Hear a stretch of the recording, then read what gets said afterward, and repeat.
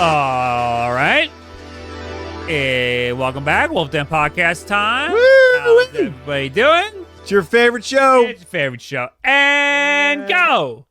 And God What? damn it. All we do is have technical problems. All right. Tell us what we're doing today.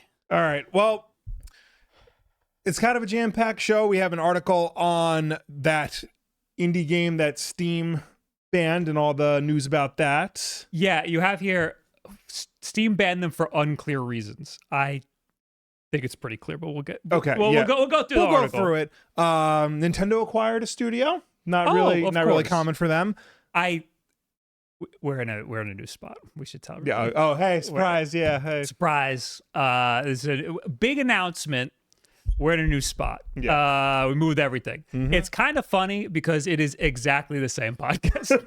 This is the same table, the same setup. We've got the multi-cameras and everything. Yeah. It's going to look kind of exactly the same, except we're just in a different spot. Also, the chairs are faux leather. The chairs are faux leather. Yes. They are smaller. Yeah. Also, the red one was completely broken in the old space. Movie Magic was propping it up. By movie magic, you mean A box. Genki boxes. But there's... Oh, wait, I got to switch the scene so that the cameras move. More big announcement. Did that work? Big announcement. There we go. The computer that we monitor the podcast on is off So to you the can't right. see it. So I can't see it. And Bob has to crane his neck to see it. It's not Here's straight the ahead. actual big announcement. We have started a Patreon. It is, I believe, patreon.com/CW/WULFF DEN Podcast. Are you aware of this? I knew you were doing it. There is currently one thing on there, and it is a 4 to 5 minute tour of this space, and it's very quick. It's not a big deal. Mm-hmm. But we will be doing bonus episodes per episode because Will likes to hang out for about an hour or so after the podcast anyway. So we'll just might as well talk. I'm doing work then, to be clear. Yes, that's the thing is he makes the TikToks. Yeah. So why not have somebody else do that while we give you a piece of bonus content? Yeah. Here's another deal with that. So the Patreon there's only a $5 tier. Mm-hmm. However, you don't need to be a Patreon member to see the bonus episode. I am going to put it in the supporter Discord. In order to get into the supporter Discord, you just need to be a paying member on Twitch, a paying member on YouTube, or a paying member on Patreon. Mm-hmm. So if you're already a supporter here on Twitch or a supporter over there on YouTube, either YouTube, the main channel, the podcast channel, doesn't matter. You get to see the bonus episode. You might have noticed... Some people might notice I got rid of the $1 tier on YouTube and but that, we had to make some sacrifices. Yeah. So that's the big announcement. What was the Patreon again? What do you think? Patreon.com/CW/WULFF DEN Podcast. Oh yeah, the CW might be throwing people off. Yeah. So anyway, Amazon subscribers too. If you are a Prime member, that means if you're on twitch.tv/WULFFDEN and you subscribed via Amazon Prime, meaning you didn't actually pay any money, you just have a free subscription via your Amazon account, you still get the bonus episode. Ooh. You just have to link your Twitch account to your Discord account and get into our supporter-only Discord. Sometimes linking it takes like a day, unfortunately. But after that, you'll be able to access it immediately. So after this episode, we will try our best to get a live bonus episode going, just like I used to do on the Nintendo podcast. And then we don't know what we're going to talk about during the bonus episode. Nope. We'll make it up as we go along. We will do a better job with that in the future. Like we've been trying to do with this podcast for the past 5 years. We've been wanting to get sponsors for the podcast. Mm-hmm. So that hasn't happened. So in lieu of that, we're going crowdsourced. We're going to you. And we're going to do that for 1 year. We will not pursue sponsors at all. I've given up. And I'm mad at our management. Right. So if this podcast ends up being wildly successful in the next 6 months, too bad we're not getting any sponsors. Okay? And that's how it's going to be. So thank you for your support. Thank you for being here. Hope you check out the Patreon. You don't have to. You can just continue to watch these as they always are. What the fuck are we talking about today? Well, like we said, Valve banned a game from Steam. Okay. Nintendo bought a studio. Mod Retro's got a funny little controller. I added that last minute. A bunch of game rumors of games possibly in development, possibly to be revealed at the Jeff Keighley Awards. Okay. Some tangential Metal Gear related stuff That's my favorite. and more. And you know what? Usually I title these videos like whatever the top news story is. There was literally nothing. I Yeah. knew the big news story this week is that we're in a different spot and we launched a Patreon. You can see the backlog. Oh, that's This the is other the big backlog. thing. That's the other thing is that literally all of our games are here. Every single one. I think I would feel comfortable saying 95%, Yeah, I have 3 games still at home Okay. that I'm currently going through. maybe 90%. Well, because also too, it's obviously not the digital games. Yeah, well, 90% of our physical Right. games, I would say. So So now you can see the backlog. Yeah. Oh, also, I think I want to put the backlog episodes on the WULFF Den Clips channel. okay, So we will figure that out. okay. But And we will talk more about that in the bonus episode. Oh, I'm so sorry. It's December, boils and ghouls, which means if you're subscribed to PlayStation Plus, you get free games this month. And I hope you were good, male or female or in between, because Santa PlayStation is giving you 4 games. I got no room for all my stuff here anymore. These chairs are so small. You might need a lap desk. Oh, I do actually. Actually, I stand corrected. You get 5 games this month. Oh my God! Wow. If you are subscribed to PlayStation Plus, the December monthly games going out with a bang. So, Oh, cute. you ready? We're ready. You get Lego Horizon Adventures for the PlayStation 5. Wow. You get Killing Floor 3 for the PlayStation 5. Wow. The Outlast Trials for PS4 and PS5. Synduality Echo of Ada for PS5. What the fuck is that? And Neon White for PS4 and PS5. Oh, I did see that. Okay, so I think it was like right after the next day after our Yeah. podcast, they announced these games, and Neon White was the cover story because that is the sickest game. Yeah, Neon White's a good game. I've heard good things about Lego Horizon Adventures. So if you like Lego and you like Horizon, there you go. It's kind of really cool that is free with your PlayStation Yeah. Plus. That's a big deal game. Yeah. I've heard of Killing Floor 3 and the Outlast Trials. Don't know if they're good or not. And I have no idea what Synduality I is. don't think Killing Floor 3 was good. Let me see. Can we get a Metacritic? It is 3 stars on Steam, Okay. and it is currently on Metacritic 68 Okay. and a 6.4 user score. Not the greatest. Right. Lego Horizon and Neon Neon White. White. I love Neon White. Yeah. Neon White is awesome. I remember Everybody you, like, should play being Neon into it. White. I like it with a mouse and keyboard, but to each their own. Play it with the PlayStation 5 controller. I don't care. I'm sure it's great. Those are your free games for the month of December. I hope you enjoy. Is the first thing... Well, you know what? We got to thank people because people are giving us money. I guess I should set up a way to thank people who subscribe on Patreon, but I Yeah. don't have a way to do that yet. Maybe I can. Maybe at the end of the episode we could do like a thank you. Wedge Antilles, you know him? Oh, yes. He's Yeah. the best X-Wing pilot of the whole series. Is he? Yeah. He survived all 3 movies. Okay, fine. Wedge Antilles with the 2 months. Is there anywhere I can listen to the music that plays before the podcast starts? Yes, on youtube.com/WULFF Go to the search bar and type in like chill vibes or something, and you'll get like a playlist. Fen, thanks for the 100 bits. Urshiel, thanks for the Prime. Edward Bova, thanks for the 15 months. Sardi, thanks for the 36 months. It's me, X. Trevel, thanks for the 68 months. Only 1 more month until the funny sex number. I'm looking forward to it. Thanks, Trevel. And that's it.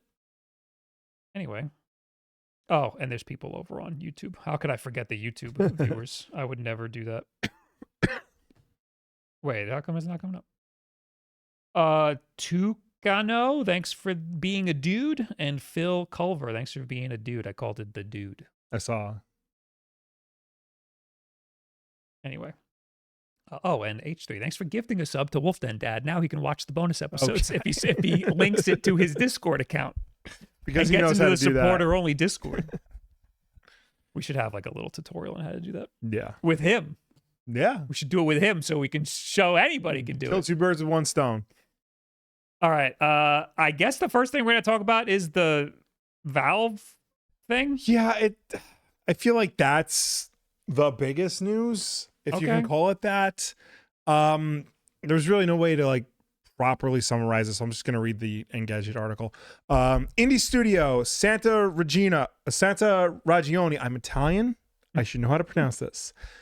Indie studio Santa Ragione said it is at risk of shutting down as its latest project won't be available on Steam and, as of today, also Epic Game Store, which is by far the biggest storefront for PC games and a key point of sales for many developers.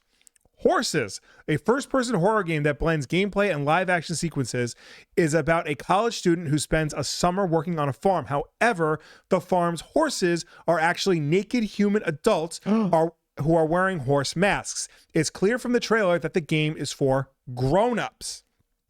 The studio plans to release Horses on GOG, itch.io, and the Humble Game Store today. However, Valve's content review blocked Horses from Steam. We reviewed the game back in 2023. At the time, the developer indicated that, with their release date in Steamworks that they plan to release a few months later. Based on content in the store page, we told the developer we would need to review the build itself. This happens sometimes if the content on the store page causes concern that the game itself might not fall within our guidelines. This is a statement made by Valve to PC Gamer. Our team played through the build and reviewed the content. We gave the developer feedback about why we couldn't ship the game on Steam, consistent with our onboarding rules and guidelines. A short while later, the developer asked us to reconsider the review, and our internal content review team discussed that extensively and communicated to the developer our final decision that we are not going to ship the game on Steam. Santa Ragione wrote in an FAQ that it's committed to producing challenging adult storytelling. Horses uses grotesque, subversive imagery to confront power, faith, and violence. We reject subjective obscenity standards and believe this is a kind of moralizing censorship evokes a darker past in which vague notions of quote-unquote decency were used to silence artists. Games are an artistic medium and lawful works for adults should remain accessible. We respect players enough to present the game as intended and to let the adults choose what to play. Lawful works should not be made unreachable by a monopolistic storefront's opaque decisions. This particular ban precedes the recent censorship of adult-oriented games at the behest of payment processors. Santa Ragione wanted to create a Steam store page for Horses back in 2023 to help build interest. The studio says Valve wanted to see a playable build of the game before it would approve a coming soon page. The game was nowhere close to being finished, so Santa Ragione scrambled to put together a playable version of the game with tons of placeholders. According to an email from Valve that the developer shared, it banned Horses from the storefront over content that appeared, in our judgment, to depict sexual conduct involving a minor. Santa Ragione said Valve didn't provide... I don't understand why it took this long in the article to say that. I've read multiple articles about this that don't even bring that up. Because if you... That's the biggest detail. Okay. We're going to keep going. Okay. This is a very long article that we've talked a lot about so far. The developer claimed that it spent the next 2 years trying to change Valve's mind, but the company repeatedly pointed to its Steam general guidelines and rejected its requests for review and appeal. Santa Ragione does have a plausible theory as to why Valve blocked the game on Steam, however. The studio wrote in its FAQ, All characters in the game are clearly older than 20 years old as communicated by their appearance and through dialogue and documents that you will encounter in the game.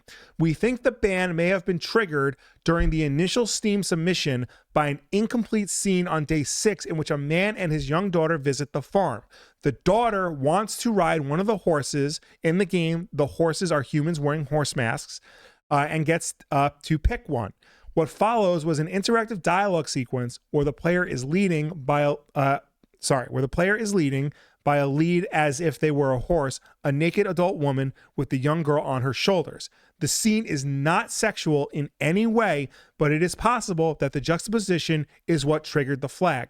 We have since changed the character in the scene to be a 20-something woman, both to avoid the juxtaposition and, more importantly, because the dialogue delivered in that scene, which it deals with the social structure in the world of horses, works much better when delivered by an older character. As a result of the Steam ban, Santa Ragione claims it will be very difficult to recoup its investment on horses, which it claims is not pornographic. It spent around $100,000 on the game's development. This has been made a big deal because it's an indie studio that has been shut out from the Steam store, and that's going to cost them a lot of money. Mm-hmm. I think it's like maybe 90% justified because you can't have it be even a little bit like you can't have a kid around a naked body. You just cannot. Right. And I think it's insane that this isn't front and center in every article. Right. No, you're right. Because the title of the article is Unclear Reason. It's very clear what the reason is. The unclear reason is because they fixed it. They changed it completely. So Valve has a policy where if there's pornographic material involving a minor at all in any way, you cannot fix the game. You're out for good. You cannot. It's a one and done rule. You cannot reform it. If they find anything like that, you're gone forever. Okay, because I don't think that was ever made clear that they couldn't change it. At no point in any of these articles does it say that, once that has been flagged, you're done.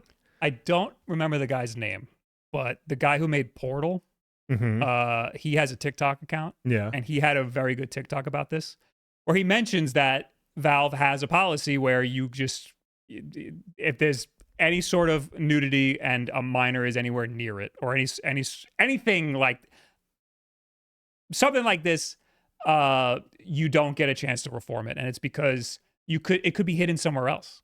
How many times do you now have to tell somebody, no, you got to remove this, you got to remove this, you got to remove this, and that's something that you don't want anywhere near your storefront at all. And I think that that's perfectly reasonable. That is understandable, but I think this is a studio that is trying to play within the rules.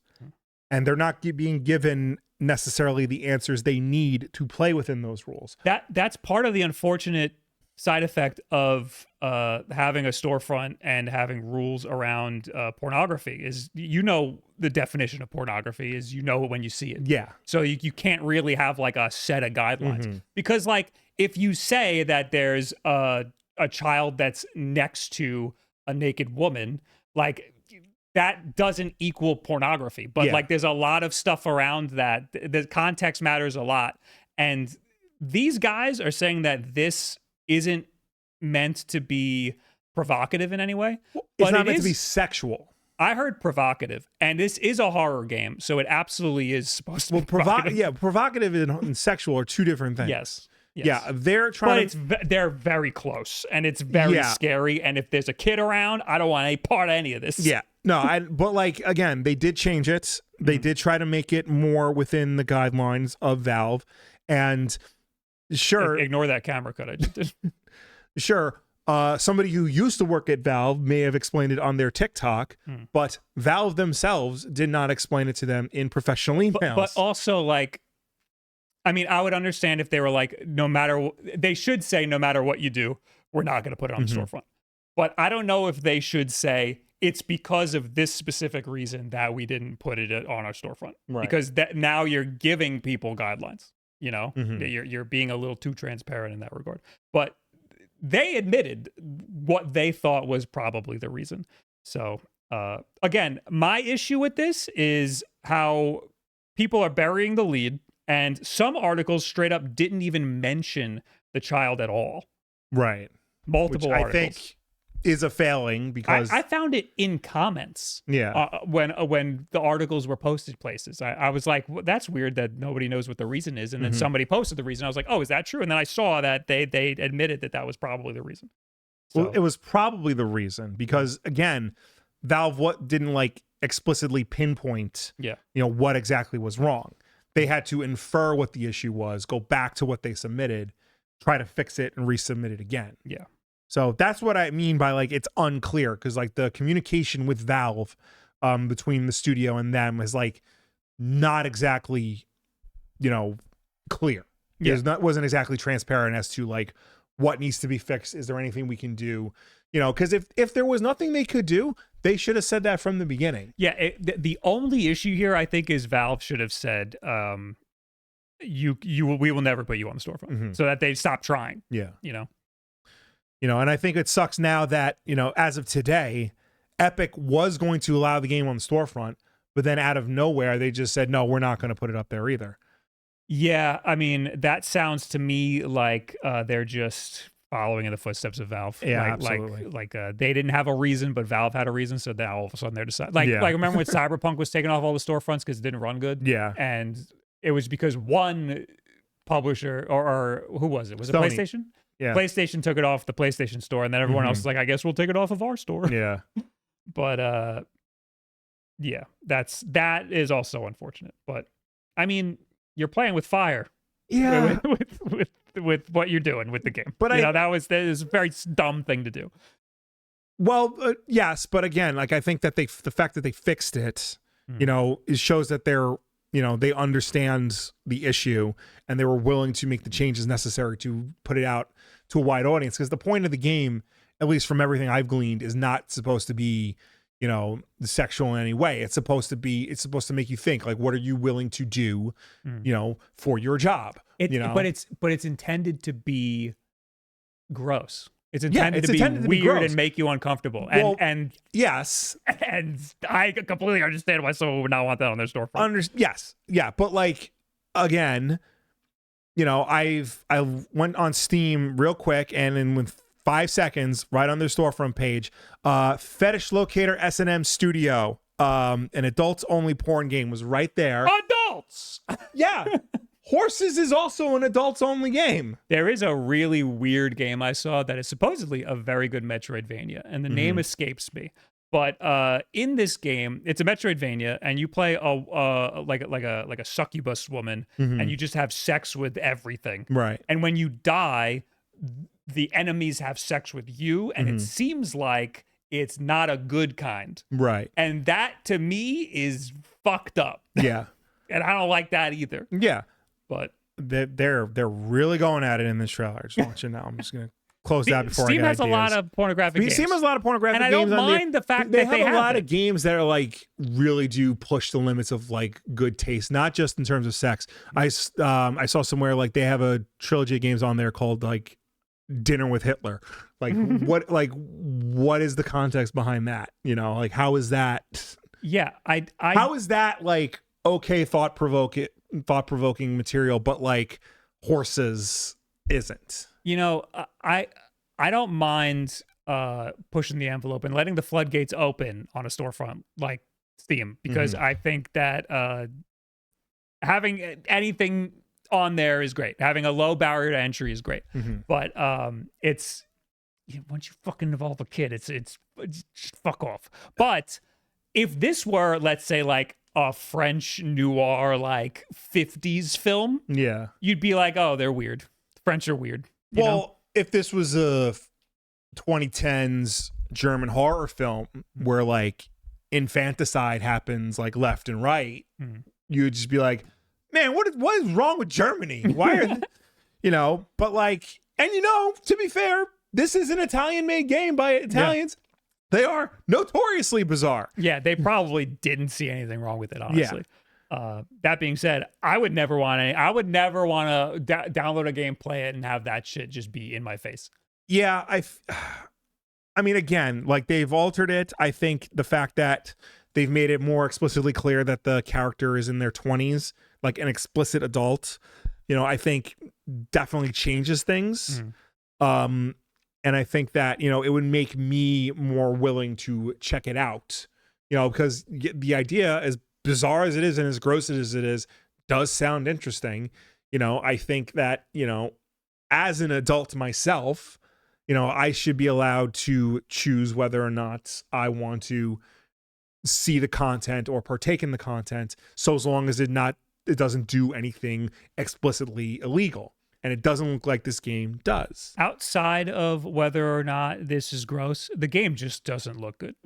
It just looks like horror slop. It looks like a low budget horror game. Yes. Yeah. I mean, IGN gave it a 7, and that's pretty high for them for like a random ass indie game. Yeah. So. Okay.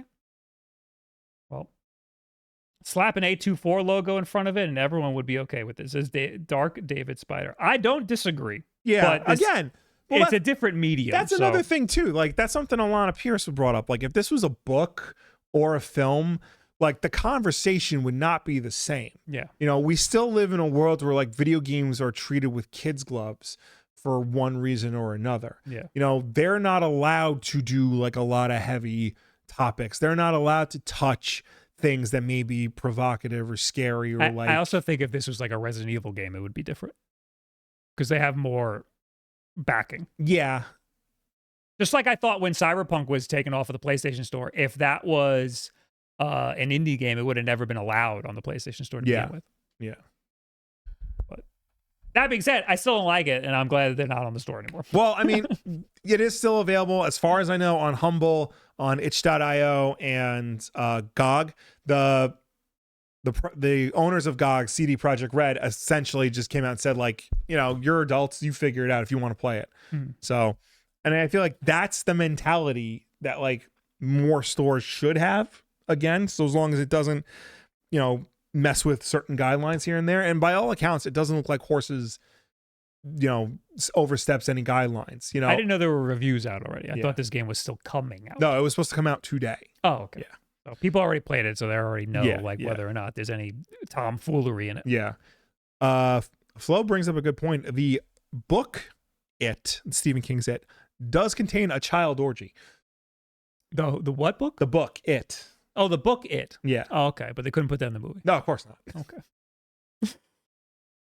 I mean, I don't like that either. Yeah. I stopped watching Dan to Dan because they're in high school and there's a very like obvious like molestation rape scene. Yeah. And it's played off as like the climax and like a cool moment. Mm-hmm. And I was like, that is fucking gross. Yeah. I don't want to watch this anymore. And I stopped. And I'm sure that the rest of it's great, mm-hmm. but I couldn't do it. A friend of mine is trying to get me to watch Euphoria, like and I won't watch it for the same reason. That's all. Yeah. I mean, they're all like in their 30s, the people playing the characters, but anyway.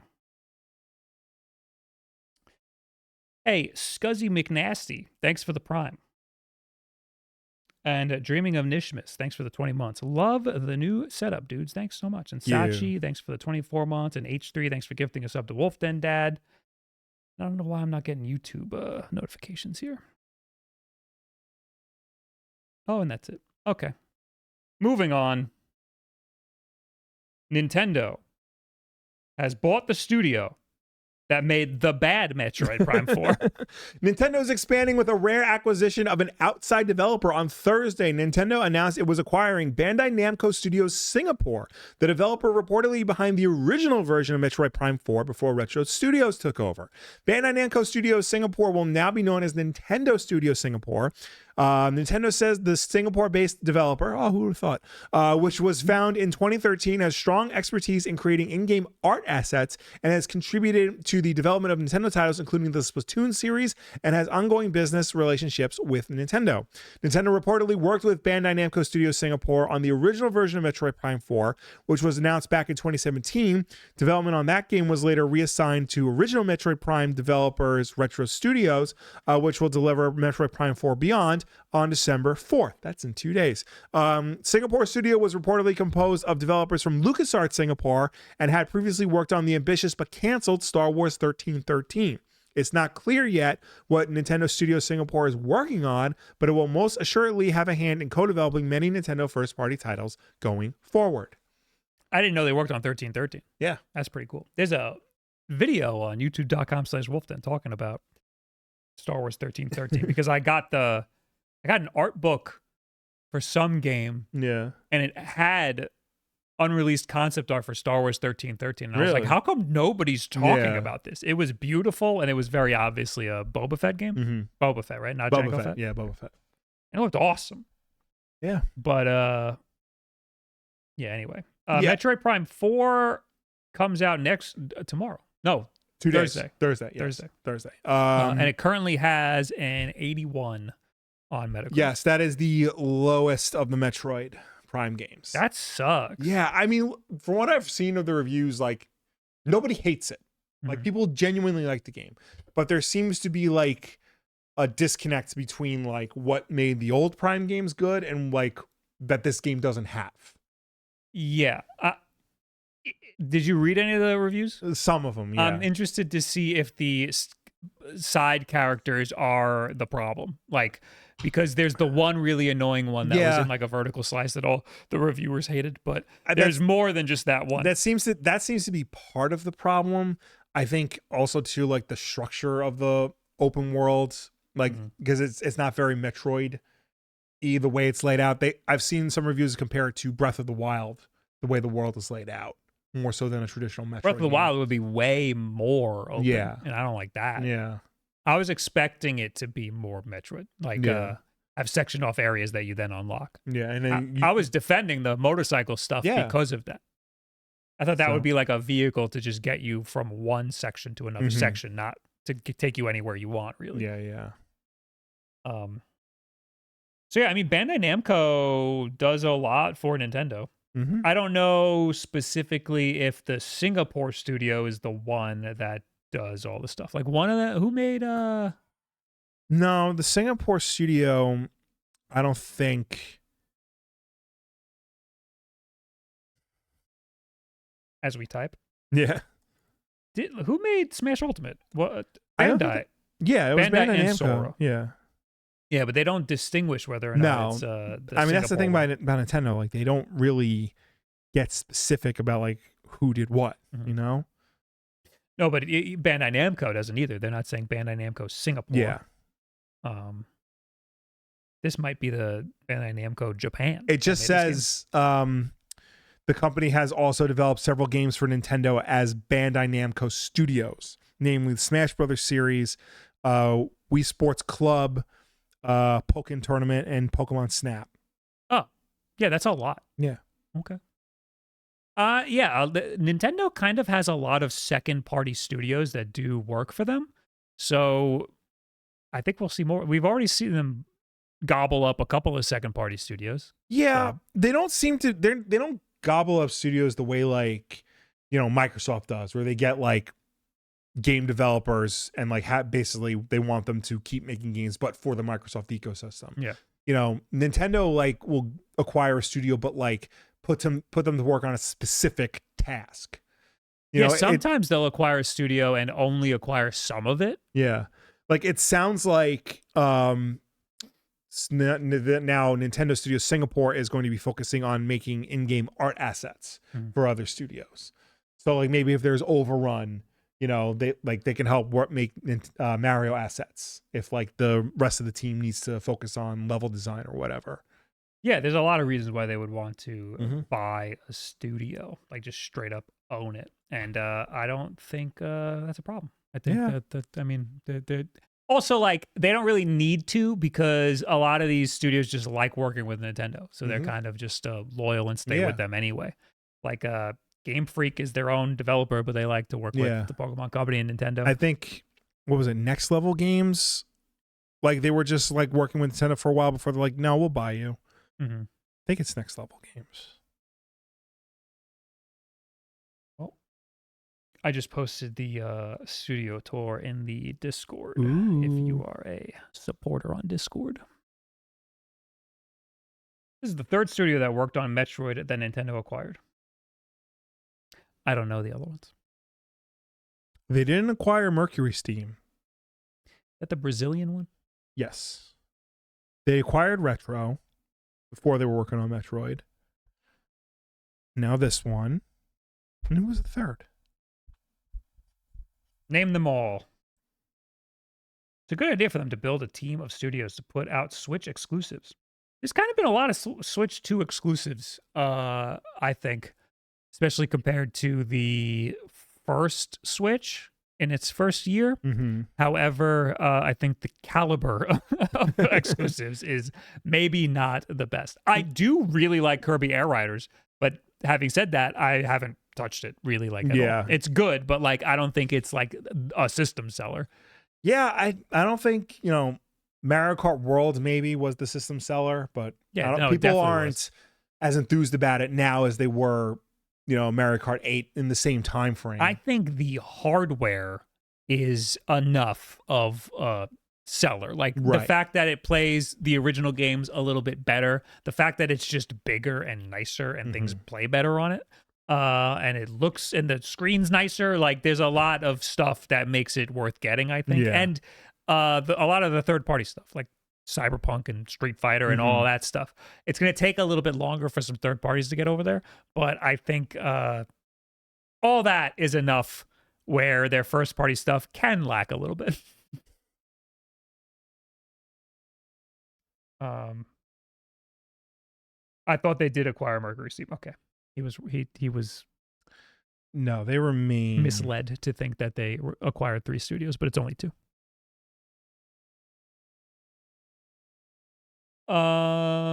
Professor Rock, thank you for being a dude over on YouTube.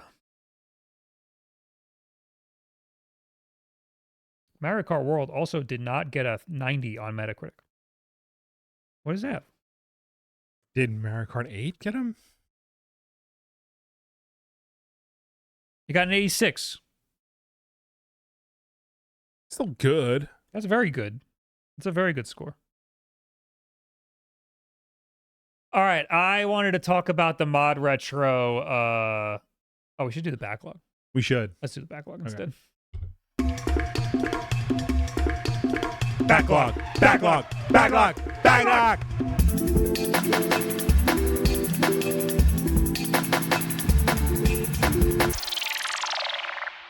Welcome to the backlog. This is our backlog. Yeah.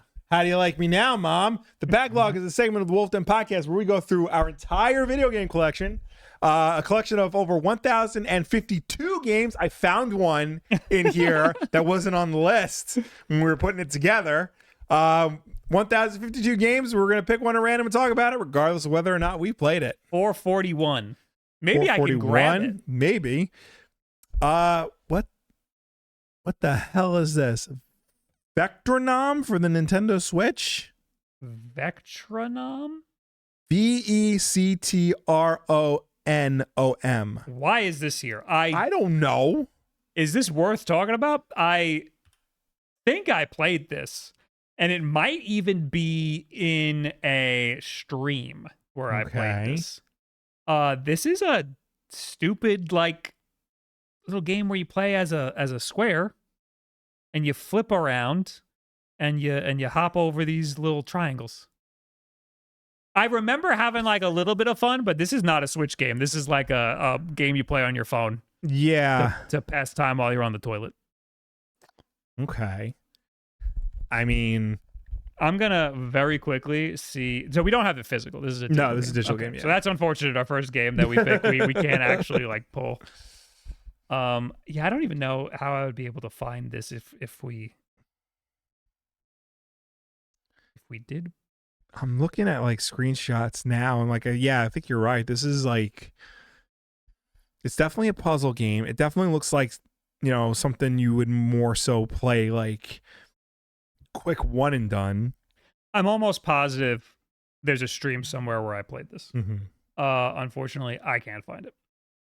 This is what we do on the backlog. We go through every single game that we have, whether we played it or not, and we talk about it. And sometimes the game sucks. Sometimes there's just nothing to talk about. Which is rare for us because we always find something to talk about. Yeah. This is $3.50 on the Google Play Store. Okay. So I'm sure it's fine. It's not a game I would ever recommend playing on the Switch. It's $10 on Steam. Get out On of here. Steam? Yeah. Oh, it's a rhythmic game. You bounce to like the music. So I think that's why I got it, because it's like a rhythm platformer. But I mean, it's just kind of just a rhythm game. It's not so much. The platforming is not so much platforming. Anyway, that's Vectronom. I hope you enjoyed this inaugural episode of the Backlog, where we have literally all of our games behind us and we get fucking Vectronom. We're gonna keep doing the podcast. Goodbye, YouTube people. Bye. I almost want to like re-roll and like just do another one because I was like so. Let's do it. All right. Backlog. Backlog. Backlog. Backlog.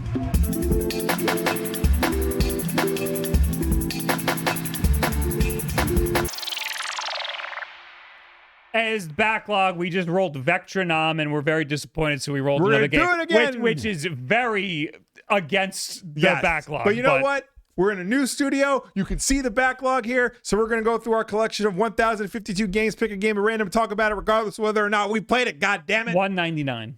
$199. Okay, this is a game I can actually talk about. It's another iPhone game. Okay. But it's Where's My Water for the iPhone. Okay. I like this game a lot. What is this? This game is a lot of fun. This is a game, it's an early iPhone release. It's made by Disney. And you play as, well, the premise of the game is there's an alligator who's like stuck in a sewer system and all he wants to do is take a bath. So you play as a omnipresent person who has to erase all the dirt and sand in the sewer system and try to guide the water to the alligator's bathtub. I'm getting big cut the rope vibes. It is definitely of the vein of like Cut the Rope and Angry Birds, games like that. It's definitely, you know, a great game to play if you're on the bus or like in the bathroom, or taking a bath, or, you know, you got to distract the kids real quick. Yeah, this looks like one of those games where you just mindlessly tap around. Yes, but also too, there is some strategy involved because the water has like actual, like realistic water physics to an extent. So like you have to actually like angle the path of the water properly, you know.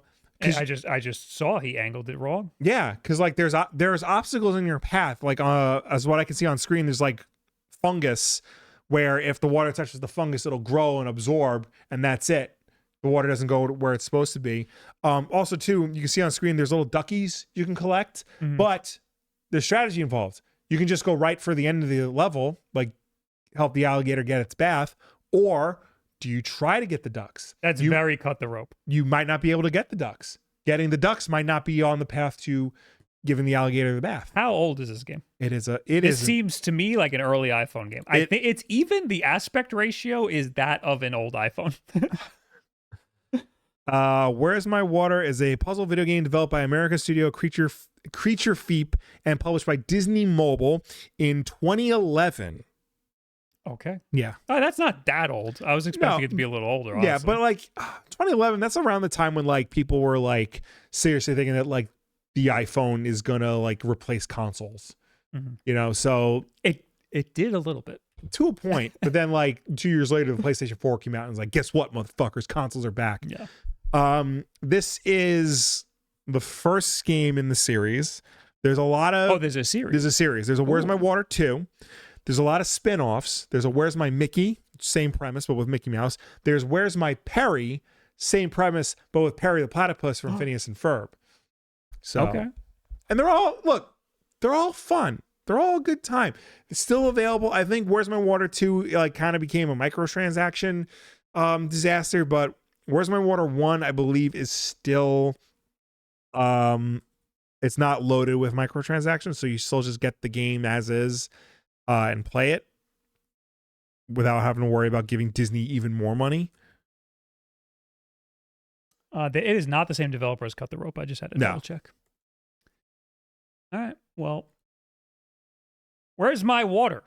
I'm not downloading this game. No, but Can't like, look, it's good. It's a good game. Like, it's an actual good game. It's an actual good time. It's a fun time. If you need a game to play on your phone, I would say this can be considered a classic of the mobile phone. I've never heard of it. Well, We did an episode on Cut the Rope. We did do an episode on Cut the Rope. We've done a couple of episodes on iPhone games. iPhone games count. Yeah. Thanks for watching the backlog. Goodbye. Bye. Okay. All right, no more. No, we're definitely not doing that again. Backlog. Okay, let's talk about. I have written here Mod Retro's Lanky-Ass controller. I wanted to include this because there's some personal news here. Oh. Mod Retro, I think we talked last week about they released the design of their M64 console. And it is I don't love it. It's fine. It kind of just looks like an N64. This is a jungle green one. The big buttons make it look like a toy. Yeah, I mean, I was gonna say that, but I mean, it is a toy. But yeah, the big buttons are weird. It kind of looks exactly like an N64, except for the big on-off button and like a dial. I don't know what the dial would even be for. Yeah, I'm trying to like, because wait a second, I lost that. Because like on the original N64, it was power and reset. Like, is the dial supposed to be the reset button? I have no idea. But the big reveal this week is they have their controller design, and it is very long. Yeah, it looks long. The grips, prongs, prongs, if you will, on the trident. They're very long. So I tweeted Lanky-Ass controller, and then Palmer Lucky responded. I did not at him. I was not quote tweeting him. He just came out of the ether. Yep. And he said, best. I also didn't realize this was Palmer Lucky until after I was done reading this. But it said, best ergonomics of any N64 controller so far. It isn't even close. The extra length is because we designed for a larger average hand size than Nintendo did in 1996. We don't expect our primary users to be children. Now, Palmer Lucky is the guy who owns Mod Retro, the company that made this. He also owns another very popular company that sells weapons. I don't think this is a bad reason to make the prongs long. I think it's perfectly reasonable to want to design the controller for a grown man, because children aren't going to be playing this as much as adults. This is like an adult thing. But I didn't see anything wrong with the original N64 controller. Yeah. Also, like, are the prongs long on an Xbox controller? No. So this seems weird. Also, too, I understand why he stuck with the trident design, because that's the original N64 design. Yeah, that was another thing I was going to bring up. But since then, we've had, the Retro Fighters controller, the 8-Bit Do controller, the Retro-Bit recreation of the Hori controller. Yeah. All these modern versions of the N64 controller that are designed more in line with what a traditional controller is. And that is going to give you the most ergonomic experience. I understand wanting to give yourself a different position in the market. Preserve the original intent of the console, yes. Yeah, because like some games are going to get borked by having the 8-Bit Do or Retro Fighters layout, but not many. And I'd much prefer having that layout for 90% of the games. Yeah. Now that I'm holding this, I will say they are a little short. I'll say I'll you know what? Yeah. I'll give them some credit. Yeah, but I mean, like, I don't want to give them too much credit. Yeah. I'll give them a little bit of credit. I don't find this uncomfortable, though. No. Awkward, yes. I'm not playing these games for as long as I did when I was a child. Yeah. But yeah, no, I feel like the Retro Fighters one and the 8-Bit Do one. I would still much rather use those. Yeah. And honestly, you can with this. It's got regular N64 inputs. Ports. Yeah. I'm assuming this controller is wireless. I don't know exactly. I wouldn't be surprised if it wasn't, given the whole like dedication to like authenticity that this seems to be like invoking. Okay. I will also note that the thumbstick seems to be different. It might be like the GameCube style, which a lot of people mod their N64 controllers to have the GameCube style. The regular N64 controller is wobbly and shitty. Yeah, the thumbstick is bad. There's a lot of controversy around that because a lot of people say that the GameCube style one doesn't, like, it'll work, but like it doesn't control the same as that type of analog stick does. So what I'll note is that an actual N64 controller has a little bit of an octagonal gate. Yes. So it's a little long top to bottom. This one seems to be a complete circle. I mean, it's still octagonal, but or is it? Yeah, it's still octagonal, but it is more of a circle, less of an oval. So that's not very authentic. Yeah, but I don't hate the longness. I think that's still lanky. It's still lanky looking. It'll be interesting to like get in our hands and like actually see like how it feels, because like it's bigger, but like the Duke controller is bigger than the Controller S for the original Xbox, and I don't want to touch the Duke. I want to play the Controller S. They did that on purpose because everybody thought the controller was too big, so they made a smaller one. I responded to Palmer Lucky and I said, I have very lanky hands, so I will be testing this. That's a promise. That's a promise. So that's your mod retro news for the week. Now the 8-bit, the analog is already out, and I like that thing. Yeah. So I don't know what this thing can do that will make me like this more. It is $200. They've announced that it is sticking with the early bird pricing. Period. Everybody can get it for that price. Oh, interesting. That's a way for them to stick it to analog, yeah, which is fine. Because like honestly, other than the price, like how is this going to differentiate itself from the analog? Yeah, because the analog can do, it's got all the filters and scan lines and all the performance upgrades and things like that. They're going to claim that these have better filters. Right. That's what it's going to be. And that's what they did with the mod retro chromatic. And I don't necessarily agree. I think the colors, I think that the mod retro chromatic, which is their Game Boy, I think they did a phenomenal job getting the colors to be very similar to a Game Boy color. But that's about it. I think I'd much rather be on an analog pocket for any other, for every other reason. So it's going to be really interesting to see what makes this more worth an analog. Maybe the fact that it's going to be actually available. Maybe. Jeffrey Sorensen, thanks for the 50 months. Feels like we're all Patreon subscribers with the bonus backlog. Happy holidays. Nice, dude. Yeah. Also, I saw Snake Eater in the chat. Said, I don't understand. They in front of a green screen, and then I got up and I grabbed the controller, and I probably blew his fucking mind. That was a pre-programmed video. All right. What kids were using the N64 controller comfortably, though? Very good point. Look, man, you had to be there. It made sense at the time because, like, we're like, oh, 3D now. You have a third axis now. Yeah. So you need a third prong to hold your controller. Yeah. It makes sense. Obviously. Obviously it makes sense. Really, I guess the reason is, like, to have games the normal way. Like, the D-pad would have been the normal way. So, like, you could just use the D-pad if you want, or come over here and use the thumbstick. I guess that's the reason. But games just never use the D-pad. I remember, I think it was it's in official Nintendo documentation somewhere. I think it might have been in the instruction manual for the controller itself.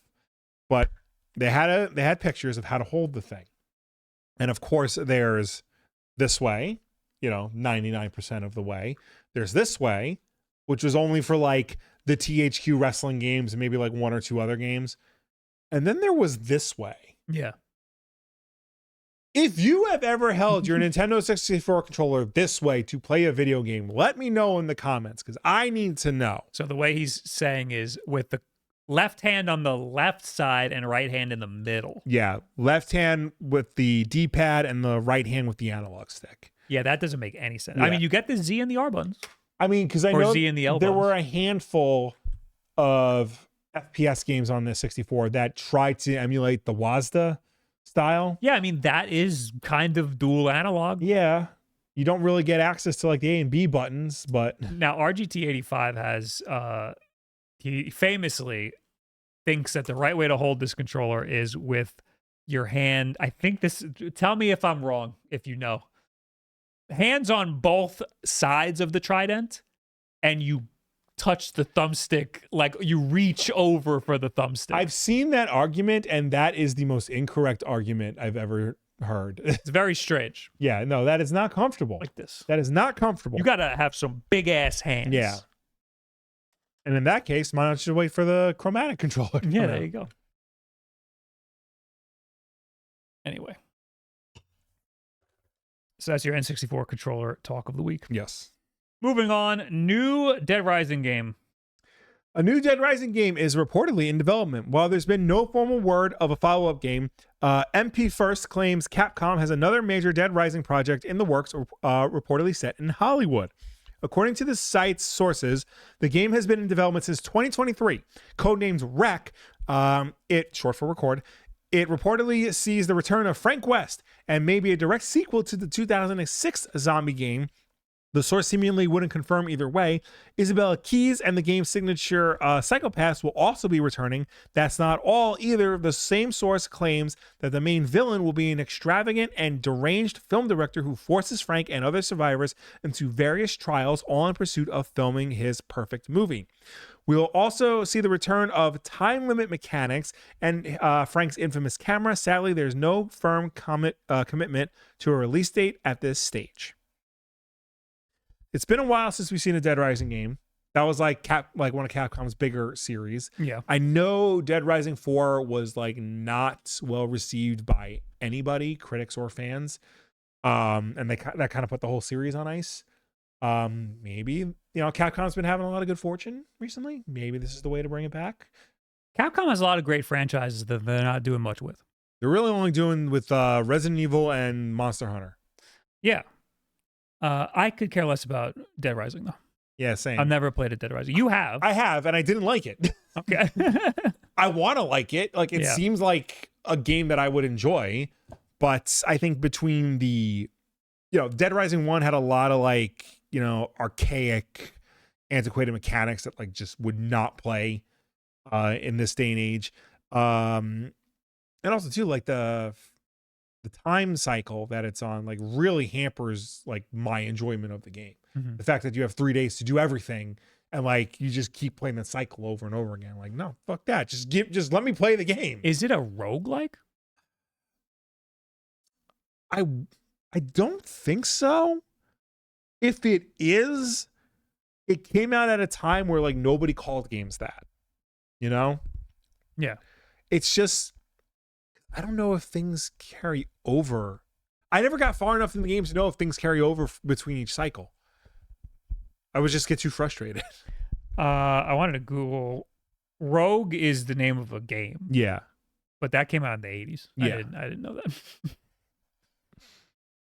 Kazan in the chat says, I definitely hold the N64 controller on the left prong and use the thumbstick from there, just like RGT. Yeah. Hit the Z button with my right middle finger. No. That's fucked up. You're holding it incorrectly. That's insane. Yeah.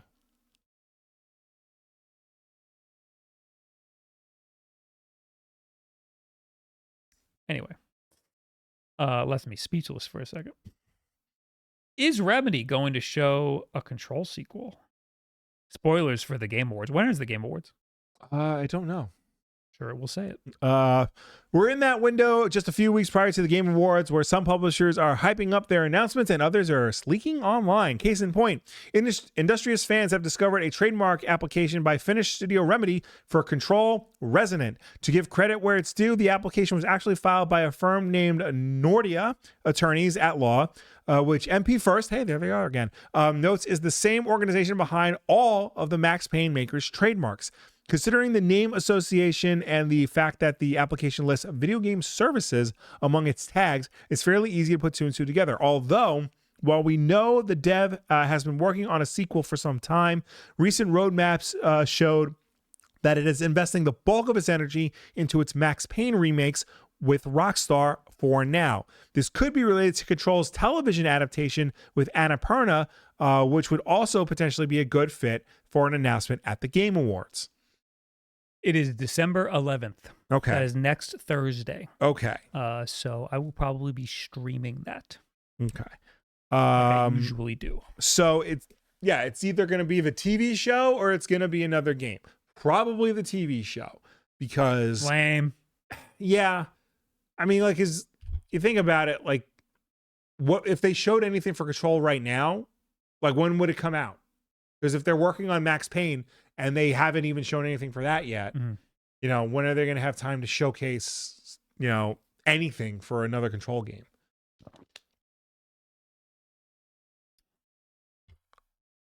I thought we heard about this already. I thought we heard rumors that they were working on a Control. Or were we just upset that they were? I think we talked about their last game didn't do good. It was the multiplayer one that was in the Control universe. I think we talked about how, like, you know, they were going to do a Control sequel, but like that's it. Like that's so nebulous in the grand scheme of things, you know? I think people really liked Control. And I was surprised that they weren't. I was surprised that it's been this long and we haven't heard anything about Control and that they're spending a lot of time doing other things. Yeah, well, they went from Control to Max Payne 2, to Alan Wake 2, rather.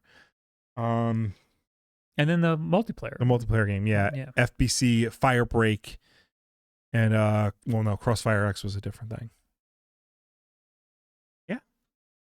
Anyway, hey, if you ever wanted to see that Kill Bill sequel, you gotta boot up Fortnite. Fortnite's next big event will act as a narrative sequel to Quentin Tarantino's Kill Bill movies, bringing back Uma Thurman as Beatrix Kiddo, as well as Yuki Yabari, the sister of one of Kill Bill Volume 1's antagonists. This comes in the form of The Lost Chapter, Yuki's Revenge, which premiered in Fortnite on the 30th of November. It's an animated movie made in the Fortnite engine, directed and written by Tarantino. You can access the premiere 30 minutes before its starting time, so be sure to get there early. Spoiler alert, I think it's over now, so you can't get it in Fortnite anymore. In addition, you can watch it in real life on an actual cinema screen on December 5th, where select theaters across the US, Canada, and the UK will be showing the animated film as well as Kill Bill, The Whole Bloody Affair, a combination of both original movies. Those who purchase a ticket to see this real-life premiere will get a code that can be redeemed for a Gogo Yabari outfit. This appears to be the only way to get that skin as of writing.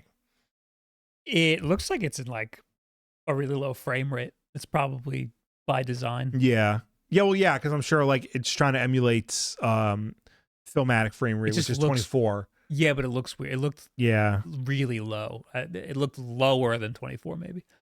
But that might just be because it's in the Fortnite engine. Yeah. And it's a low frame rate. That's weird. How long? Oh, it's 30 minutes? 30 minutes. Yeah. Can I just watch it on YouTube? I'm sure it'll be on YouTube soon. I saw Tarantino talking about it and he was very happy. Yeah. He probably got paid a lot of money. Probably. Like when he's one of those really annoying guys where like if he's into something, he's fucking into something and he wants everybody to be into it exactly the same amount. I think he said something like no one wanted it, so they wanted to pay for it. Yeah. So he's putting it in Fortnite. Yeah, I mean he talked about over the years like all these other ideas for like spin-offs and sequels to all of his movies, and like, you know, Fortnite of all people is like, hey, we'll give you the money to do what you need to do. I'm sure he's like, I don't know what this is. I don't know. I don't know video games. I don't think video games are as cool as movies. I know what Fortnite is, and I don't understand how did this get in there? How do I watch it? Was it an event? It sounds like an event. My experience with Fortnite is just running around Springfield. I still don't understand, like, you can do so much shit in this game. You can watch a concert. You can go to the movies. You can visit the Martin Luther King Museum, apparently. How? Like, I'm literally just running around shooting cat dudes in the face. Yeah, I only know the Battle Royale. Yeah. I don't know anything outside of that. Like, you can build Legos. You can play Rock Band. You can play Rocket League. What is this game? The new season is Hollywood themed. That doesn't explain anything. I mean, it makes sense why Kill Bill is involved in it. That's Hollywood. But still doesn't explain what this game is. Legend of Thief said Tarantino doesn't just dip a toe in. Why'd you have to bring feet into it? My wife listens to Amy Go on. Poehler's podcast. She sent it to me today. Yes. Because Haley Williams is on it, yes. and I like her. Well, one episode had Maya Hawke on it, Uma Thurman's daughter. And Maya Hawke was in a Tarantino movie, and Amy Poehler asked her, did your mom say anything about, like, give you any advice about working with Tarantino? Maya Hawke goes, yeah, keep your shoes on. And I had to, my wife's like, what does that mean? Ooh. I'm like, sit down. Wait till you're older. All right. What else here? Splinter Cell is. Hey, we talked about this last week. How Splinter Cell was getting a remake and then they canceled it. Well, it was getting a remake. It was getting a new game. They canceled it. Okay. And then they went for a remake. Okay. yeah. So this is different. This is different. Sorry. Yes. I'm sorry. I got excited because I thought they were letting him finish his game, but doesn't look like they're letting him. No, they are letting him finish this game, but this is a different game from the one we were talking about. Okay. In 2022, Splinter Cell remake director David Greville announced that he was leaving Ubisoft after 11 years and going on to a new adventure. That led him to work on Battlefield 6 for EA. Now that adventure has taken Greville back to Ubisoft as he reclaims his old job as the director of the Splinter Cell remake. Greville announced his return to Splinter Cell remake team on LinkedIn. Of course. Today, I am very, very happy to announce that I am rejoining Ubisoft Toronto as the game director on the Splinter Cell remake, a very special team and project for me. There hasn't been much word about the status of the Splinter Cell remake since Greville's departure. In 2022, Ubisoft was hiring for a game writer who could update the story for a modern-day audience and keep the spirit and themes of the original game while exploring our characters and the world to make them more authentic and believable. I like Splinter Cell, and I would play a remake. Yes, maybe this will finally get it across the finish line, because this is the second of Ubisoft's attempted remakes of beloved early 2000s games that, like, they just can't seem to ship. It's this and the Prince of Persia: Sands of Time remake. That would also make for a good remake. Yeah. I'm much more excited for a Splinter Cell remake because I was much more of a Splinter Cell guy. Yeah, I feel like a Splinter Cell remake would be more like the end product would be more successful, because like the Prince of Persia was like very specific. It's a very specific type of game. And every time Ubisoft tried to do a Prince of Persia game since then, even ones in the same ongoing series, something was missing. Yeah. You know? So like trying to recreate that magic just definitely won't work. I liked Splinter Cell because it was a stealth game, but how loud you were mattered, that's the case in some stealth games. Yeah. I think you got more room to play with how loud you were being, and also the light meter, like how if you were in darkness, they couldn't see you, and not a lot of games played with all of those factors. Yeah, I mean, not a lot of stealth games. Back in the day, especially, the Tom Clancy games had a much bigger focus on realism than like a lot of its contemporaries. And like, that was the thing, like Splinter Cell was a more quote unquote realistic answer to like Metal Gear. Like Sam Fisher was an old man even back then. Yeah. So like he moves like an old man. He had to like use his wits much more than like his brute force, you know, so that would like made it unique. And then like later on down the line, he got a little bit faster, a little bit more agile, a little bit more fantastical, I guess you could say. But like, yeah, back then, like it was definitely new. Yeah, I didn't love like the guns and stuff because it did feel more like a sim. But the moving around and the way you navigate the stealth situations was really unique and cool. But then when they switched everything up with Conviction, I loved that even more. But I don't think they're ever going to go back to that because I was the only one who liked that. The original Splinter Cell took place in 2004. So they would have, if they're trying to like update it, that would be something to consider. Because like that was 20 years ago. They should keep it in 2004. Yeah. That would be cool. Yeah. Okay. moving on. Of course, there's going to be a Hitman 4. Of course, there's going to be a Hitman 4. IO Interactive is busy working on James Bond video game 007 First Light, but it has said it also plans to release Hitman 4. In an interview with Variety, CEO Hakan Abarak said, of course, there will be more Hitman, but it may be some time before Hitman 4 comes out. Abarak said that any talk of a Hitman 4 announcement will have to wait until Hitman Co-op arrives in World of Assassination, which continues to enjoy support via DLC from the studio. So, of course, there will be more Hitman, he said, but right now, I think we need to get to the other side of this year and next year. You'll get more news about Hitman Co-op because I think Co-op is a really, really good extension of the universe and will introduce a very interesting mechanics and combinations in World of Assassination. But we will, after that, be talking about the next Hitman because, of course, there was always going to be Hitman. IO has 3 main productions right now: the ongoing Hitman World of Assassination, 007 First Light, and a new fantasy IP appropriately codenamed Project Fantasy. It's not announced yet exactly what it is, but it's a multiplayer fantasy project which is extremely ambitious and really cool, and is something else than a gun in a suit, Abarak teased. So that's also good to have something new within the creative outlook here.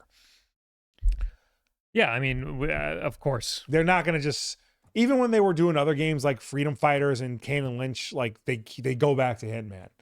Yeah, I mean, I always thought Control was going to have a Control 2. Yeah. But like, we didn't know that they were like actively working on it. Mm-hmm. Same thing with Hitman. Of course, there's going to be another Hitman, but now they're acknowledging that they're working on Hitman. Yeah. So I guess that's worth You know, something. they have to do James Bond right now, which seems to be the priority.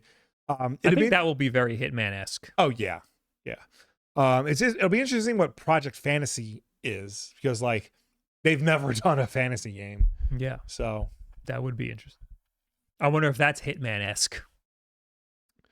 Yeah, I don't know how you would. They said it's multiplayer. Don't wake up the dragon. Yeah, I don't know.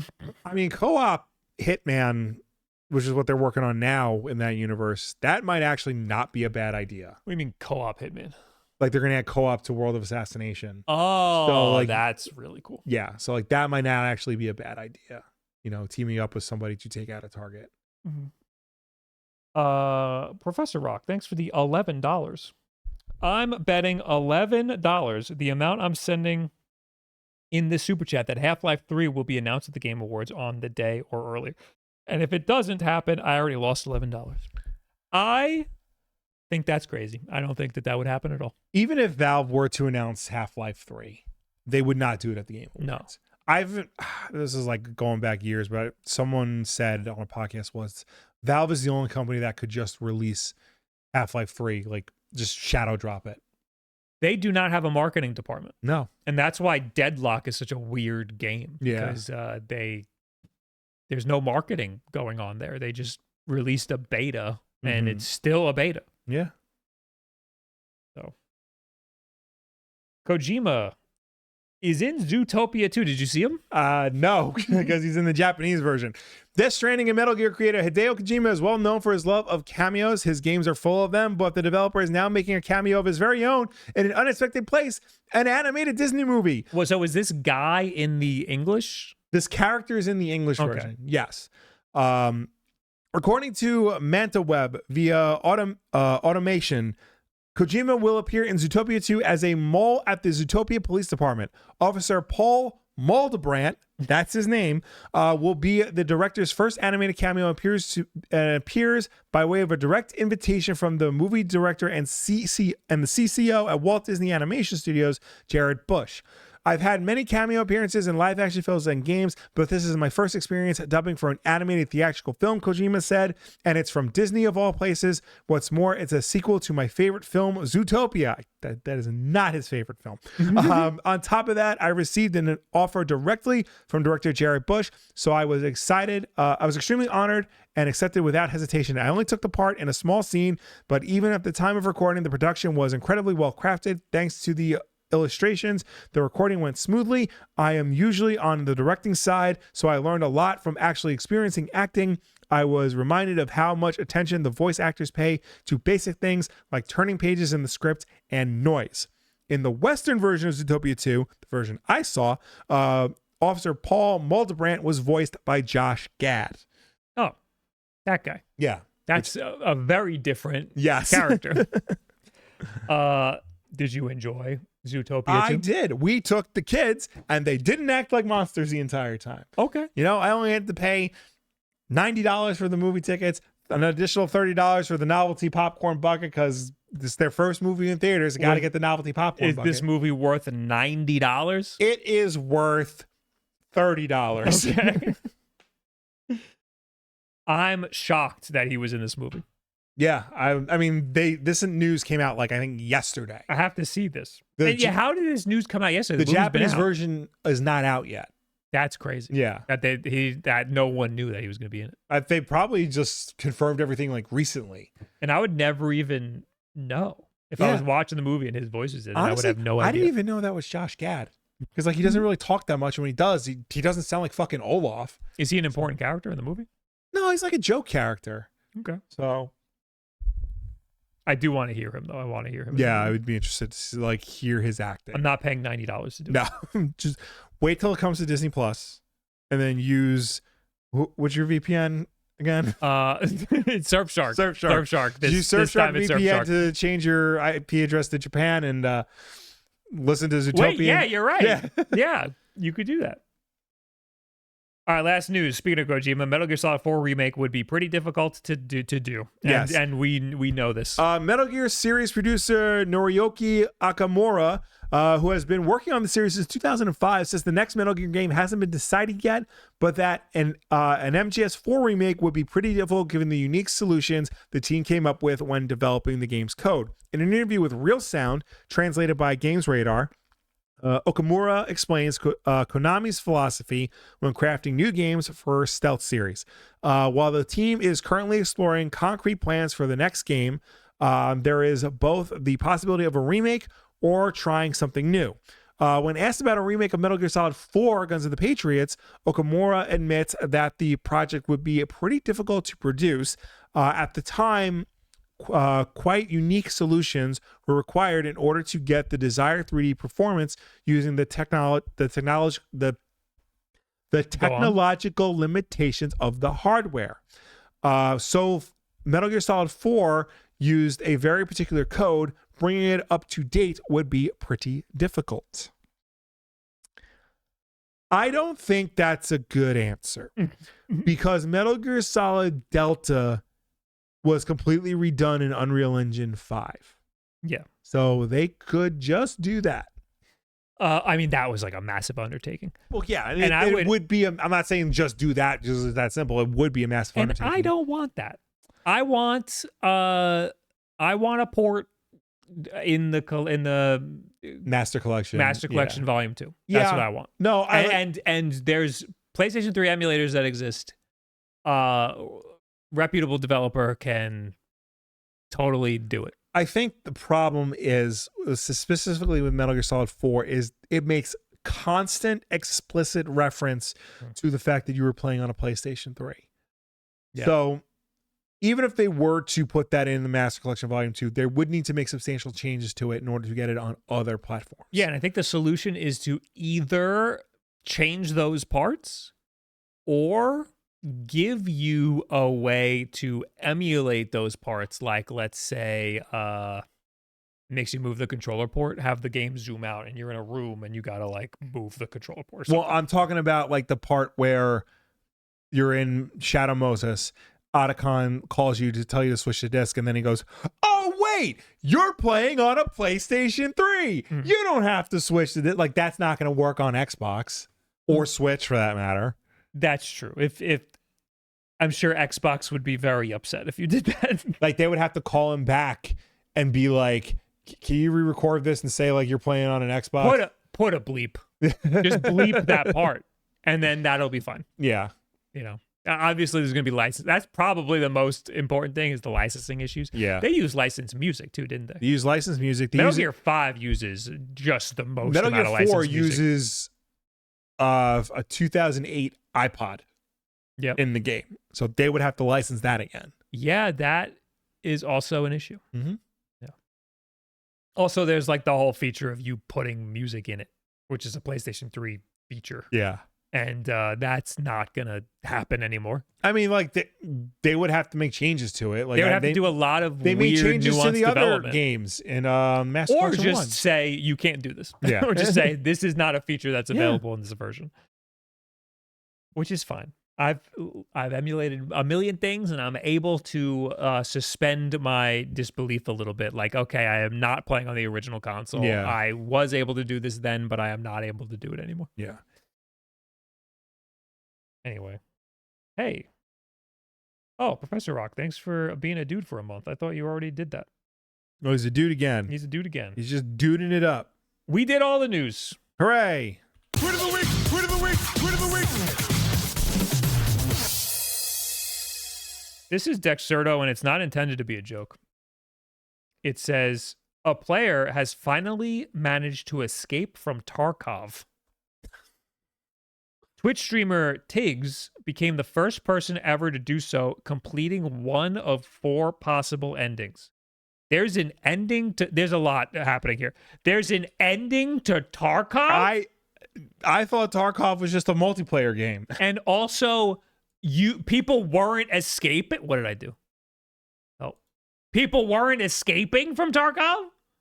I thought that was just the name of the game, not the point. I thought so. The way what Tarkov is you drop into Tarkov, Yeah. and you have to leave with weapons and stuff. Like whatever you pick up, you leave with, and if you die, you lose all the stuff. Yeah, I thought escaping from Tarkov was you extracting.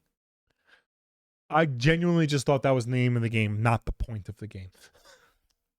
It's an extraction shooter, so I thought Okay. extracting was escaping. Yeah. That's why I'm confused. And when I read this, I was like, that is a parody account. And it is not a parody account. No. This is Dexerto. So, very weird.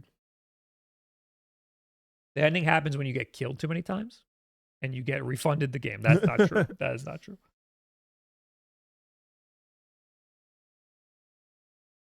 Anyway. There wasn't an escape until the latest update. Tarkov is in a rough spot right now because everybody jumped from Tarkov to go play Arc Raiders. And Arc Raiders is great. I like Arc Raiders. And Tarkov, they released their like big 1.0 update finally or whatever. And people are like, this is what we've been waiting for.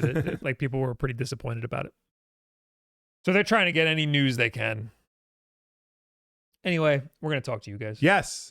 Starting off with people who have comments on last week's Wolf Den Podcast over on the YouTube channel, youtube.com/Wolf Den Podcast.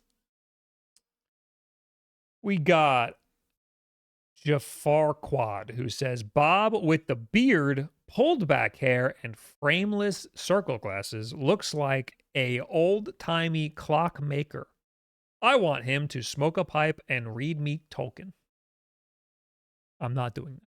And I don't make clocks. I can put a watch band on a watch. I would love to see you try to read Tolkien just to see how far you would get before you get frustrated and throw the book across the room. I will never start. How about that?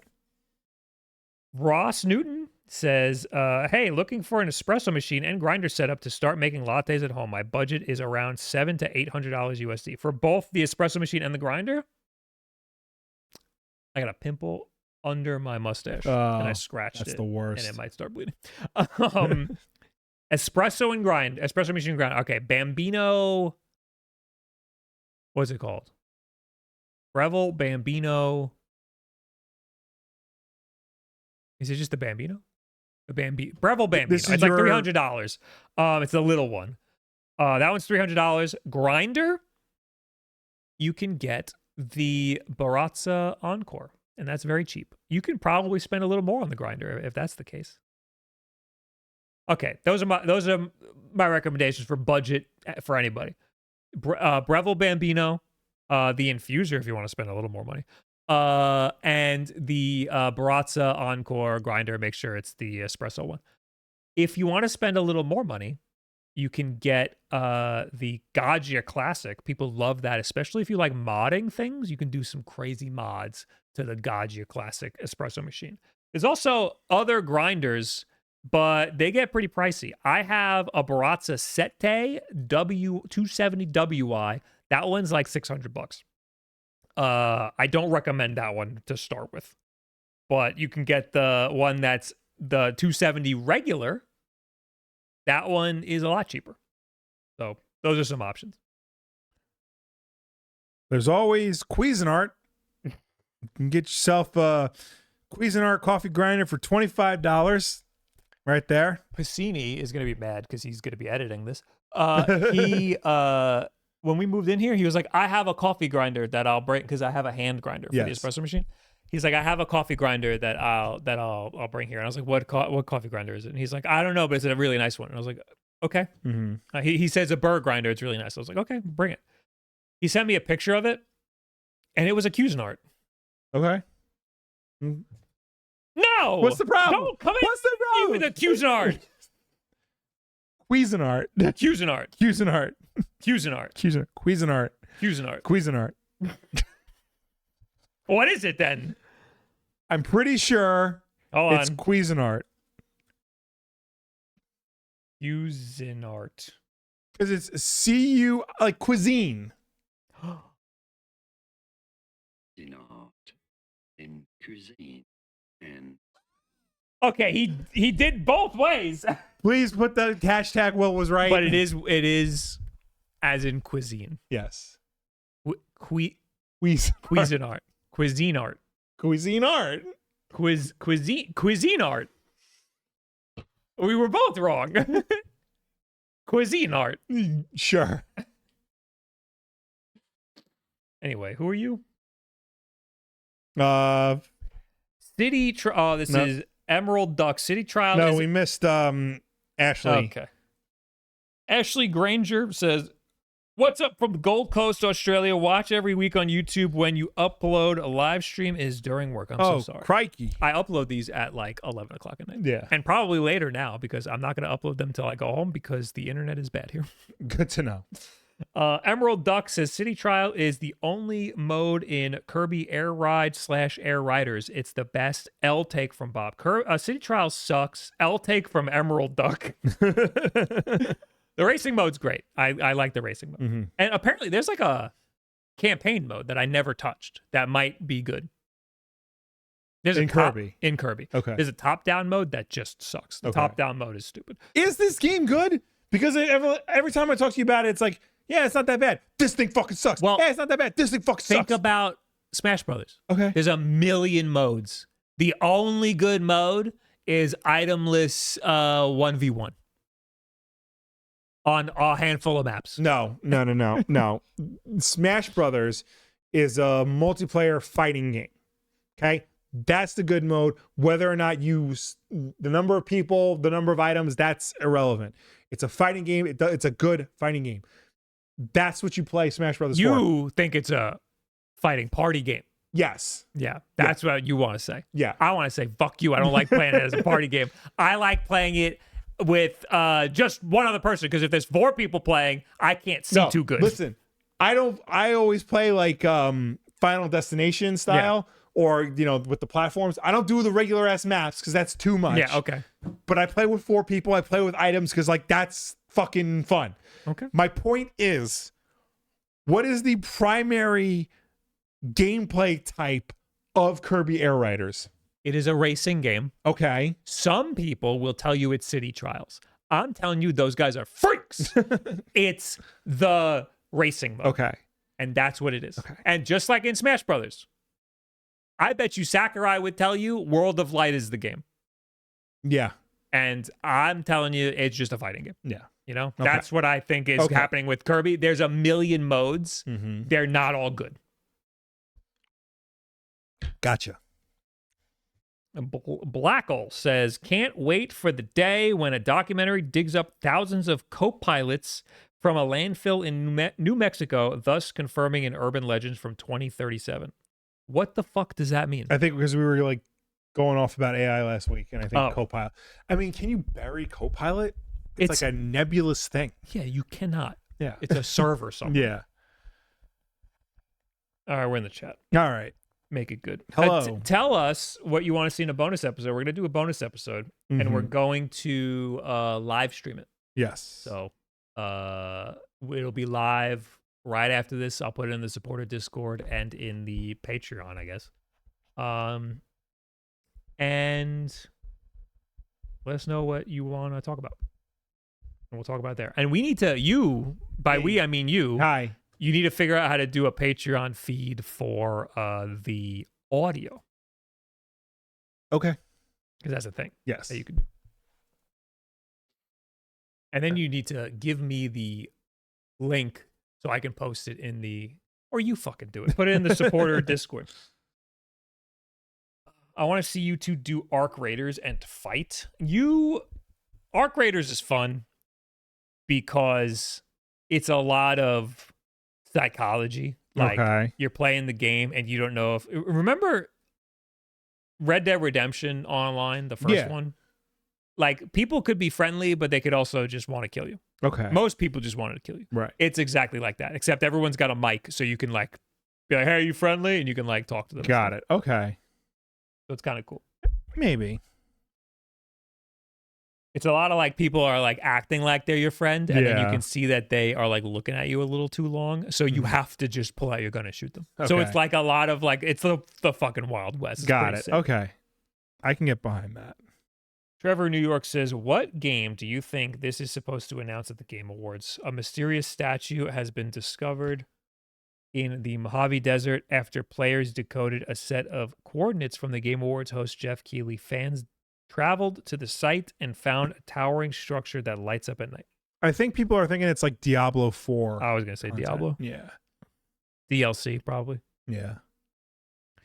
Looks Diablo-esque. Who's got the time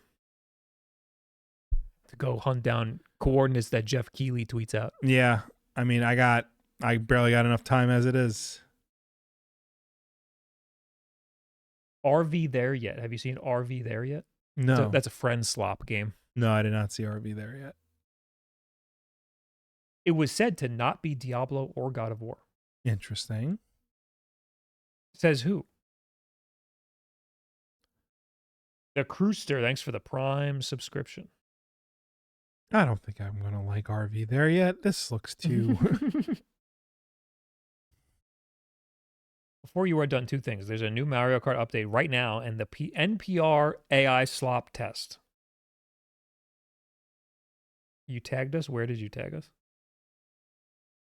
Oh, is that what you tagged me in on Blue Sky before? Mario Kart World Patch adds custom item rules, music track names displayed on the pause menu, adds music volume settings, changed online options, changed course layouts, and bug fixes and balances. And then NPR, so NPR has it's just basically a test. It's 4 Spotting questions. AI slop. Yeah. Okay. I'm not doing that. I test myself with that all the time. And you know what? I get it right most of the time, but sometimes things slip through. Yeah. No, that's going to happen. You got to like look for all the tells. Sometimes you got to look for a really long time before you find the fingers are fucked up. Fingers, words, still a problem. The biggest tell is just if it's believable or not. Yeah. Like the picture our parents posted in our family group chat of like a nuke going off on the Vegas Strip. It was like from like the nuclear tests, but like people were in a hotel like next to it, and it's like obviously that didn't happen. All of those people would be dead. Yeah. But it was a very convincing fake. Yeah. And they're old, so they're gonna fall. It just looked too good. It was too good of a picture. Yeah. Look up Helldivers patch notes for PC. It's crazy. Oh, I should have put this in the keep. They got the file size down from like 100 and something to like 32 gigs. That's amazing because I don't have it on my handhelds anymore because it's so big. It's such a big game.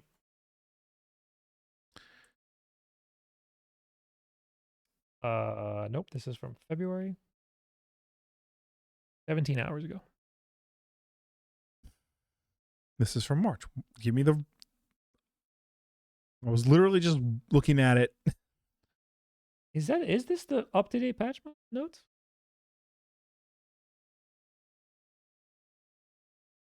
It says February, but...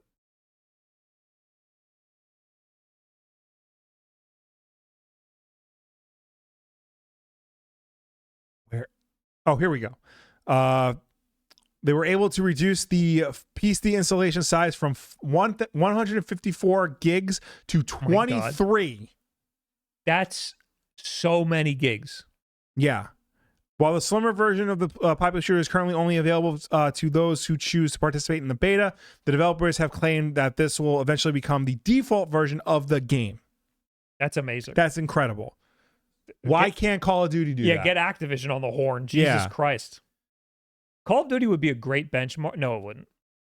Call of Duty has a benchmarking tool like in it. You can just benchmark your computer to see how well it performs. Yeah. The problem with Call of Duty is it's too goddamn big and it updates every year. And when it comes out, it is not optimized. Yeah. So it's a good benchmarking tool in October. And then in November, when the new game comes out, it's a shit benchmarking tool again. Yeah.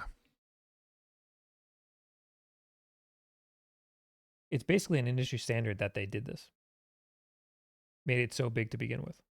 It's an industry standard that they made it big. It's not industry standard. It's just poor development. He just means that everybody makes their games too big. Doesn't mean that everybody should be doing it. No, that's not what he's saying. That's not what he's saying. He's just saying everybody's doing it. Doesn't make it right. I don't think everybody should be using Adobe Premiere, but they do. Yeah. How fast are the COD load times? Oh, I don't know. Every time you turn on Call of Duty, it says update requires restart, and then you have to restart it. Yeah. I know that much. See if YouTube chat has anything to say. I'm hoping for streaming Dispatch. You should stream Dispatch. I should get Dispatch. You know, Christmas is coming. Someone wants to get me Dispatch. What's your Steam? Will Wolf, damn it. Yeah. They do go into detail in the announcement of why it was huge in the first place. Okay. I wish I could see the announcement. I found like so many things that were not the announcement. Yeah, I literally just had it up.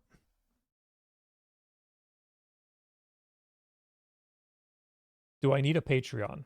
No, because you are a subscriber. You do not. You just need to join the supporter-only Discord to get your benefits.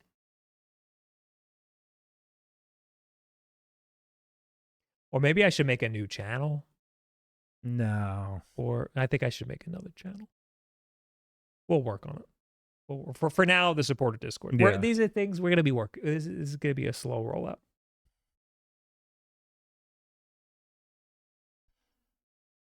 All right. Guys, we're going to do a bonus episode, so thanks for hanging out. Thank you for tuning in. Thank you for watching us. Thank you for chatting with us. As always, the WULFF DEN Podcast is every Tuesday night at 8 p.m. Eastern right here on twitch.tv/WULFDEN and youtube.com/WULFF DEN Podcast. If you can't make the show for any reason at all, we always put the archive version up over on youtube.com/WULFF DEN Podcast, so you can go and check us out over there on demand whenever you want. But if you prefer to listen to us rather than watch, you can do that as well, because we're also an audio podcast on any and every podcast service, such as Apple Podcasts, Spotify, YouTube Podcasts, Pocket Casts, Audible.com. The list goes on. But no matter where you get the show from, folks, please be sure to subscribe, rate, and review us, because that helps us with placement on all those respective platforms. Thanks for hanging out, everybody. Don't forget to check out the Patreon if you're so inclined, or the supporter Discord if you're already a member and you just want to see. I posted a little video of the little tour of this area. We should do a tour of our games. You know, that's what we'll talk about in the bonus episode. There you go. So if you're a member, if you're a paying member on anything, go to discord.gg/wolfden, link your account wherever you pay, and then you'll be able to get into the supporter Discord. I will also just straight up post it on Patreon. We're going to do a bonus episode right now. It will be live. Otherwise, you can see it as a VOD because it will be an unlisted video. Thanks for being here. And thanks for tuning in on this episode. My camera doesn't cut to me that much. Is it out of focus? Oh, no. Working on things. Still working on things. Thanks for watching, and we'll see you all later. Goodbye. Thank you. Bye. Bye.